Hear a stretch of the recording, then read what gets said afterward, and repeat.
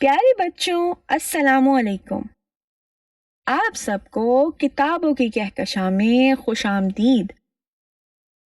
میں آپ کی میزبان دیا خان آپ کے لیے ایک بہت ہی مزیدار کہانی لے کر آئی ہوں۔ اس کا نام ہے شیر اور بکری۔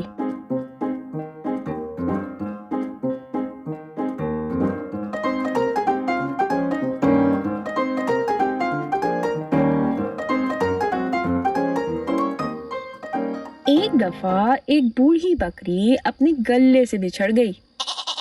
شام ہو چکی تھی، رات کی سیاہی پھیلنے لگی تھی۔ بکری کو بہت دور گاؤں میں پہنچنا تھا، لیکن اس اندھیرے میں وہ اکیلی گاؤں نہیں جا سکتی تھی۔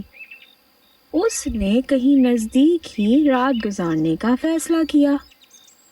تھوڑی دور جا کر اسے ایک غار نظر آیا جو پہاڑی کے پاس تھا۔ بکری نے یہیں پناہ لینے کا فیصلہ کیا اور غار کے اندر چلی گئی۔ اس غار میں ایک خوفناک شیر رہتا تھا۔ شیر کو دیکھتے ہی بکری کی سٹی گم ہو گئی۔ وہ نہ تو بھاگ سکتی تھی اور نہ شیر سے لڑ سکتی تھی۔ اچانک اس کے دماغ میں ایک ترکیب آئی۔ اس نے اپنی گردن اکڑا لی اور شیر کی آنکھوں میں آنکھیں ڈال کر اسے گھورنے لگی۔ شیر نے یہ دیکھا تو اسے اپنی آنکھوں پر یقین نہیں آیا۔ آج تک کسی جانور کو غار میں آنے کی ہمت نہیں ہوئی تھی۔ کہاں یہ حالت کہ بی بکری گردن اکڑائے چلی آ رہی ہیں۔ شیر کچھ دیر تک بکری کو دیکھتا رہا اور پھر بولا، او بکری، تو کون ہے اور یہاں کیوں آئی ہے؟ میں بکریوں کی ملکہ ہوں۔ میں نے قسم کھائی ہے کہ 100 چیتے، 25 ہاتھی اور 10 شیروں کو زندہ چباؤں گی۔ اب تک میں 100 چیتے اور 25 ہاتھی تو چبا چکی ہوں، اب 10 شیروں کی تلاش میں ہوں۔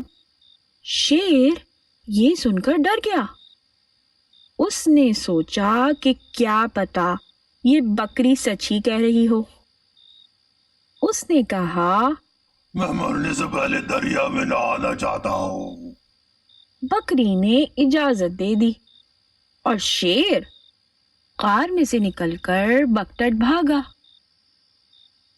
راستے میں ایک گیدڑ ملا۔ اس نے شیر کو بھاگتے ہوئے دیکھا تو بولا، اے بادشاہ سلامت، کدھر کو بھاگ رہی ہے بھائی؟ شیر بولا، آج رات غار میں ایک ایسا جانور آیا ہے جو لگتا تو بکری کی طرح ہے لیکن شیر تک کو کھا جاتا ہے۔ میں اسی سے جان بچا کر آیا ہوں۔ شریر گیدڑ ہنس پڑا اور بولا، میں سمجھ گیا، چلو واپس غار میں، آج بڑی دعوت اڑائیں گے۔ بکری نے شیر اور گیدڑ کو غار میں آتے دیکھا تو بہت گھبرائی، لیکن اس نے ہمت نہ ہاری۔ وہ گیدڑ کی طرف حقارت سے دیکھتے ہوئے کہنے لگی، اے نامعقول غلام، میں نے تجھے 10 شیر لانے کو کہا تھا اور تو صرف ایک ہی لے کر آیا ہے۔ میں تجھے اس نافرمانی کی سزا دوں گی۔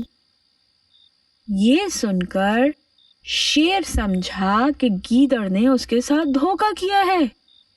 اس نے ایک ہی وار میں گیدڑ کے 2 ٹکڑے کر دیے اور پھر دم دبا کر ایسا بھاگا کہ پیچھے مڑ کر تک نہ دیکھا۔ شیر کے جانے کے بعد بکری آرام سے غار میں سو گئی۔ اس کی ہمت نے اس کی جان بچا لی تھی۔ شیر بیچارے کو اپنی کم ہمتی کی وجہ سے ساری رات جنگل میں گھوم کر گزارنی پڑی۔